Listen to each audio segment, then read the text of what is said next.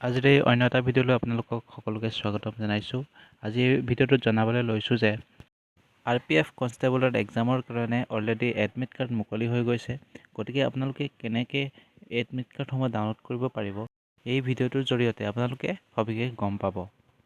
RPF কনষ্টেবলৰ 4208টা post আছে। ইয়াৰে এক্সামসমূহ হ'ব 2 মাৰ্চৰ পৰা 20 মাৰ্চলৈকে। আপোনালোকে স্ক্ৰীনত দেখি থকা ৱেবছাইটটোত যাব প্ৰথমতে। তাৰপিছত আপোনালোকে এইটোত যোৱাৰ পিছত এনেধৰণৰ পেজ এটা অ'পেন হৈ যাব। তাৰপিছত আপোনালোকে তললৈ স্ক্ৰল কৰিব আৰু ইয়াতে আপোনালোকে দেখিবলৈ পাইছে যে ইয়াতে ৰেজিষ্ট্ৰেশ্যন নাম্বাৰটো আপোনালোকে এণ্ট্ৰি কৰিব লাগিব। তাৰপিছত আপোনালোকে ইয়াতে দেখিবলৈ পাইছে যে ইউজাৰ পাছৱৰ্ড, ইয়াতে আপোনালোকে ডেট অফ বাৰ্থটো দিব লাগিব। ইয়াতে ৰেজিষ্ট্ৰেশ্যন নাম্বাৰটো দি ল'ব।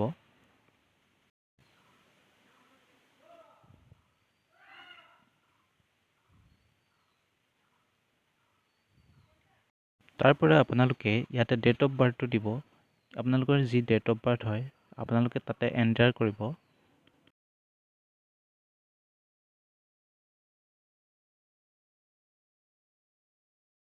তাৰপৰা আপোনালোকে তললৈ স্ক্ৰল কৰিব। ইয়াতে আপোনালোকে দেখিবলৈ পাইছে যে কেপচা এটা ফিল আপ কৰিব লাগিব।